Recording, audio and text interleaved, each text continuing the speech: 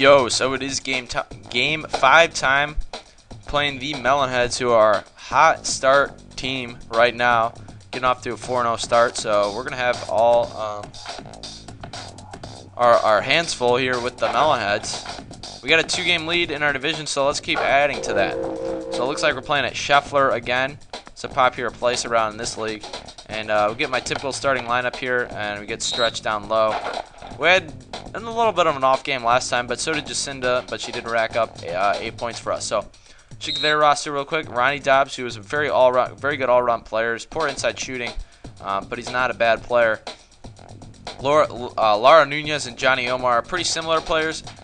They're not bad at ball handling and defense, but they don't offer much on the offensive side of the ball. And Erin Harris, hopefully she'll come in quite often, because her best bet is quickness at a 6, and Lisa Crockett is not a bad rebounder and inside presence, but she's not in the starting lineup, surprisingly, playing for Lara Nunez, I'd assume. So let's get going here. Try to get off to a good 5-0 start. And this is a big game against the Melonheads, who are not in our division. Thankfully, they got a high-powered team, pretty good rebounding and scoring team, as opposed to our slow the game down, steal crazy team. So foul right away. That is a good start to the game. Not even a second has gone off the clock, and you're already fouling. And you had an opportunity to foul your second guy there. So Ronnie with the board. Vicky going flying out of bounds. So this is going to be interesting. Ronnie's a good defender and is quick enough to stand up to some of my guards. So I think it's going to be tough to score. Not so far, but it's going to be tough to score throughout this game, I'm assuming. I'm going to take the challenge, though. So big head. How do you even run with that big of a head? Oh, my goodness. You're getting the ball picked out of your hand. Taking candy from a baby. And let's slow the game down a little bit. We'll run out to 15 seconds. I don't want to give them too much time to go an up and down game, and typically the teams that are really good in this game score a ton of points. They're not necessarily great defenders, but they're just great scorers and shooters, because they can afford to. And if you got one good shooter on your team in this game, he can just get the ball at every possession. There's no denying him. So expect good teams to score a ton. So that is going to be hard for us. We're going to have to manage them. And they're playing kind of like a zone down low, double teaming me up top. And I'm sick and tired of the flex cut up top there. So to Jacinda from behind the backboard and getting the shot to go down. Nice shot by Jacinda, getting us an early 3-point lead, or 4-point lead. Get the ball to Big Head. Get the ball to Big Head. And she is slow. Stretch. Actually getting a steal for me here. What have you done for me lately? And Jacinda with a high arcer. And Stretch, you have the height. And the ball is stuck on the screen. I'm very confused. And Ronnie's dialing it up from downtown. Hitting 3-pointer off the backboard. So trying to get it to Stretch, get it up the court. Not quick, but Ronnie Dobbs is too slow right now. You need a break, because Stretch outran you. Long legs, long strides, but slow-moving body. A lot of moving parts, very awkward. That's how I would describe him. So let's see if Vicky can't cut in front of, forgot what her name was. And that is going nowhere fast. Lara Nunez with the idiotic pass. So I'm going to put a sub in here. They are very tired. You can see it's kind of an up-and-down game so far. And I'm an all-guard lineup, so Akma's going to have to play down low, which is not the best thing for us. Vicky. I guess that's not a terrible foul. But short man on short man, Ronnie Dobbs. As you know, one of my cornerbacks from our Backyard Football 2002 playthrough right now. On the dark side against our conference rival, the Melonheads. Starting off 4-0. And who's that poster? I guess it could be Oscar Robertson over there, the big O, wearing number 0 on the side. Averaging the triple-double from the poster, the fat head. I've never bought a fat head. I don't know if you guys know what a fat head is, but it's like a poster that you stick onto your wall or whatever of a certain player in action. Where you got tons of players to choose from, professional athletes usually, I believe. But that's definitely not a fat head. That is a lame poster that elementary school thought was good to add to their gym. Stephanie Morgan becoming a valuable asset to our team. Getting steals, getting lay-ins. And see if I can't get the ball back here. And she decides to do the smart thing and dribble it out of bounds like every pro or every wise man would do. And that shot is not going up. And they have only one field goal so far, which I find very strange, because they have not shot a free throw yet, and they have 5 points. And there are no 5-pointers. I don't get this. This is not a right. Okay, I didn't realize this, and all the times that I played this, they don't put 3-point percentage into field goal percentage, which is idiotic. All your field goals account for 2-pointers and 3-pointers, but they're separate entities here in this game, which is terrible. I don't know how I did not realize that. It's because I don't shoot any 3-pointers, but that is not correct. So I don't really need to substitute anybody right now, so I'm just going to leave it with that lineup, although I have no height on the floor. There you go. Go for the overhand pass. You got it stole last time. And Vicky down low. Oh, that is a poor shot, and that is another poor shot that you have made. That is out of bounds, and that's pitiful to look at. That is very pitiful to look at there, Vicky. A foul and 2 shots that didn't draw iron at all. They hit backboard, and I want to emphasize backboard. And how Ronnie, fleet of foot, turning around and making the catch on the ball that was behind her. So I'm getting heavily guarded here, and nobody's coming back to the ball, getting the rebound. Thankfully, Stephanie is one of my more reliable players. And see if I can't get the ball. And that is a foul on you, Ronnie Dobbs. You are have all the points on your team, as I would expect. So if you just shut down Ronnie Dobbs, it looks like we're going to be able to shut down their team. And Stephanie down low, once again, getting another lane in for us. So 9-point lead, a little bit more breathing room than we had against the Hot Doggers down at Sandy Flats. We played, it looks like all of our games have been at Shoeffler. It's either been at Shoeffler or Sandy Flats so far. There was one other game, and I'm trying to remember where exactly it was. Shoeffler's not bad, but I just don't want to be playing at elementary school. That's just not where my team needs to thrive. We need to thrive in the cage, the municipal gardens, whatever they call it in this game, the caged area, or we need to be playing at Sandy Flats. We need some swagger to our home court. We don't need an elementary school bogging us down. I just don't like the MO of the elementary school. And Vicky all by herself down low, but Stephanie, the baseball player, likes to put a lot on her heater down to our players. And Vicky looks like she's getting just beat by Ronnie Dobbs, who doesn't rise up from 3-point land, thankfully, but does lane in for a 2-pointer. So at about 18 points, and that tends to be our first half stat usually. And Stephanie, once again, is one of our reliable players, getting another bucket for us here. 1 minute to go in this first half. And that is set up for a steal, and we get one, and I'm going to call a timeout, or get some subs to go in. And let's see what we can put in. We'll put Stretch in for sure. Vicky still has more energy than anyone else, so I'm going to go with this lineup, our starting lineup again. But Stephanie is making a case for herself to become part of our starting lineup and to displace a little erratic Vicky Kaguchi here in the early going, our last couple games. Get the steal, nope. And Vicky almost caught up with big-headed Lara Nunez. Lara? Who names someone Lara? So I'm just bashing names in this game, I'm sorry. Vicky, so quick, too fast, too big, too strong, too fast right now. Come on, you guys. Dribbling out the clock, and who you talk to, Lisa Crockett, you mad dog. Greg Maddox, and shot clock is going to be off, but Vicky just zooms by everyone else, putting in the 15-foot in the air, not distance, layup. So if I can't get the steal here, no, and that's going to be a full court shot at the buzzer. No good. Caroming around behind the basket. All right, so I'm going to change my team strategy here real quick before we go into the second half and see if Ahmed doesn't have more energy. We'll get Ahmed into the action right now.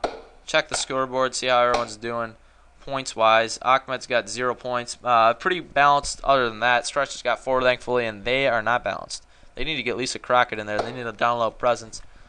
There is bonus in this game, and I didn't realize that, which is cool. And I like when games are more backyard games are more realistic, as they tend to get away from that in a lot of the different games. I would say Backyard Baseball 2005 does a pretty good job with that, and I like the fact that you start in B division, you go to A, and you go to Premier Division in the backyard soccer games, which is really cool. You do move up. It's more realistic. It's like, I think it's like the English Premier League, how that works with lower divisions and all. I'm not a huge international soccer fan. I'm more of an MLS fan, which is surprising, but you don't get a lot of opportunity to watch international soccer in the States. You get about twice a week, I would say, and most of the times are inconvenient times, as time zones play into that. So I'm getting pushed out by little Ronnie Dobbs, who should be crying right now. Where's your big bro? Oh, your big sis. I always had a problem identifying their genders. You got the deep-voiced Sally Dobbs. Then you got the pinhead, squeaky voice of Ronnie Dobbs, who is the male of the two. It looks like we're going to score more than our average calls for, but we tend to fizzle out a little bit in the middle of the third quarter and then throughout the rest of the game. And I better not go over and back there. Get it down to, got all the people I want to choose from here. I'm going to dribble out the clock a little bit. Hey, I'm coming toward you. No, I'm not. And Ronnie Dobbs taking advantage of Jacinda's weariness. Going in for the breakaway layup. And Ahmed Khan gets the inbounds pass, quickly feeds it back to Jacinda. Jacinda dribbles it up to the timeline and gets stolen by Ronnie Dobbs again. And do-si-do, monkey see, monkey do.